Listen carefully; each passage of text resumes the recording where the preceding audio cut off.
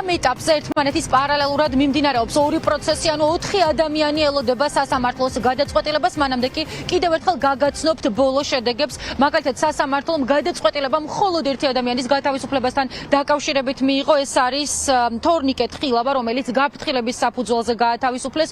ორი ადამიანის პროცესი გადაიდო, მათ შორის არის ლაშა ჩხარტიშვილი, რომლის პროცესიც 24 ოქტომბერს გაიმართება. მიზეზად დასახელდა ის, რომ ის დედის 40-ზე მიდიოდა, როდესაც აიყვანეს.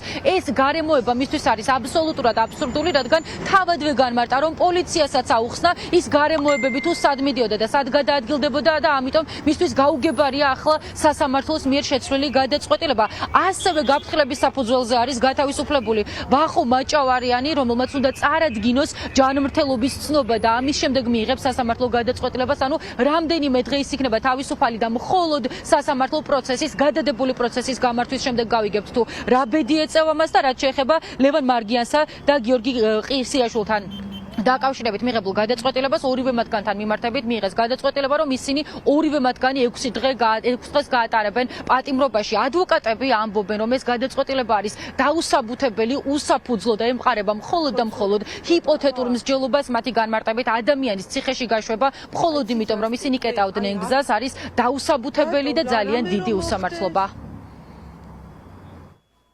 ზად ვიყავი 6-ზე მომეწერა ხელი და ხვალ გამოცხადებული ყავი დღეს არის დეჩების 40 და ამის გადამოწევა მათ სპაშვის ადგილზევე განახორციელეს კითხეს განმცვალების თარიღი, მაგრამ მაინც მიუხედავად ამისა საბოლოო ჯამში სასამართლოს წარმოადგენს, სადაც ბოლოს როგორც ჩანს მათი უფროსობიდან ვიღაცა მიხვდა, რომ ეს მათთვის წამგებიანი იყო წმინდა პიარული თვალსაჩინით და პიარის გარდა მათთვის ადამიანის სიცოცხლის მნიშვნელობა და გარს 40 ასტრაციას ამსოჯანს და ამიტომ 40-ი გამატარებინეს სასაფლაოს მაგალითად სადაც მიდიოდი დეჩების სასაფლაოზე სასამართლოში და საკანში ხელბორკილებით სხვათა შორის, რომელიც დამადეს ერთ-ერთი მიზეზის გამო, რომ მოვითხოვდი ადვოკატის დასწრებას პროცედურებზე პირველი მომენტი. თუ ერთხელ 15 ადამიანს დაიჭერენ, 15 ადამიანს დაიჭერენ მეორე დღეს და 15 დღიანებზე წავა ასობით ადამიანი, საბოლოო ჯამში ეს რეჟიმი ამას ვერ გაუძლებს თავისთავად. მე გახლავარ ბენეფიციარი და მაქედან გამომდინარე მოსამართლე მიიღო გადაწყვეტილება, სანამ საბუთს არ წარუდგენიო მე ვარ ბენეფიციარი, მანამდე მეორე სმენამდე გადაწყვეტა რომ გავითავისუფლებ დარბაზით. 24 საათიან პროტესტში ვარ.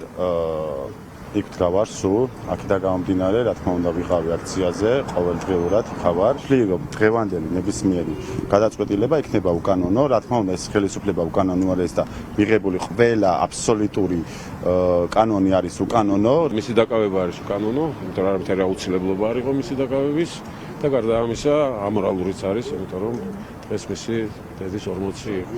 მან არაერთხელ ითხოვა, ალბათ ვიდეოშიც ნახეთ, რომ იქიდანვე ითხოვდა ადვოკატს, მაგრამ მას არ მიცეს ამის საშუალება დაკავშირება და ადვოკატს შესაბამისად ეს მისი უფლება დარღვეულია აი ამ დრომდე. რაც შეეხება მასალებს, მასალა ჩავიბარეთ ნაწილობრივ, ხოლო წერილობითი მასალაა და მოსამართლემ ზვიეთ ცეკვავამ გიორგი ყიასაშვილი ადმინისტრაციულ პატიმრობაში გაუშვა. ადმინისტრაციული პატიმრობის ვადად განისაზღვრა 6 დღე.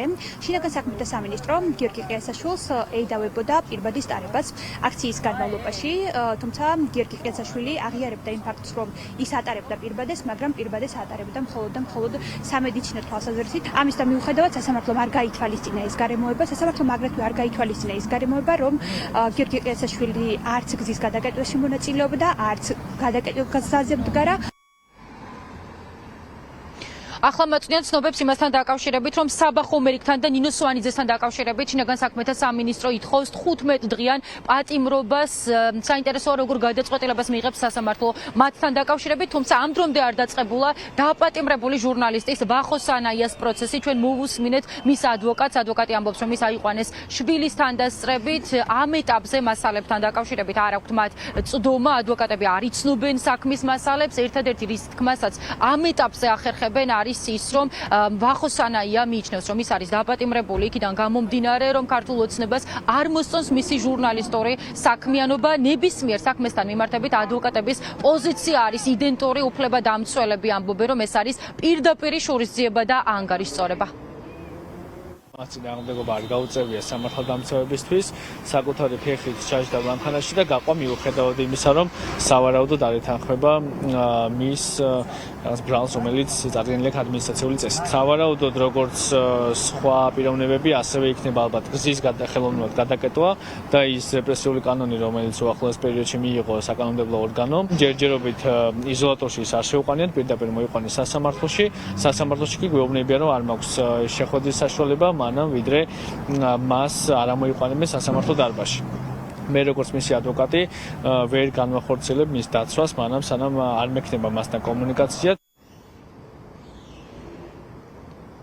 ლარა ნაჭყებიას პროცესიც ამ ეტაპზე მიმდინარეობს. ზვიად ცეკვავა უკვე არის გასული სათადბიროდ და ცოტა ხანში გავიგებთ ასევე იმასაც, გაუშვებენ თუ არა 15 დღემდე ვადით პატიმრობაში გოგონას, რომელიც არა უყვანიათ სხვათა შორის, უბრალოდ არ შეუდგენიათ მისთვის ოქმი უშუალოდ რუსთაველის გამზირზე პარლამენტის მიმდებარედ ის გააჩერეს ქაშვეთთან და როდესაც ოქმს ავსებდნენ, უთხრეს რომ პოლიციამ განუმარტა, რომ არ აპირებდა მის დაკავებას, ის გუშინვე აპროტესტებდა ამ განვითარებულ მოვლენებს, ამბობდა იმას, რომ მაშინ როდესაც არის დაბალი ტემპერატურა ადამიანი შარფის ტარების გამო არ უნდა ისჯებოდეს. ასეთი არის ახლა მოცემულობა, ჩვენ ველოდებით პროცესების დასრულებას და კიდევ ერთხელ შეგახსენებთ იმას, რომ ამ დრომდე არ დაწყებულა დაპატიმრებული ჟურნალისტის ვახო სანაიას პროცესი, ასევე ველოდებით ლევან ჯობავას პროცესსაც.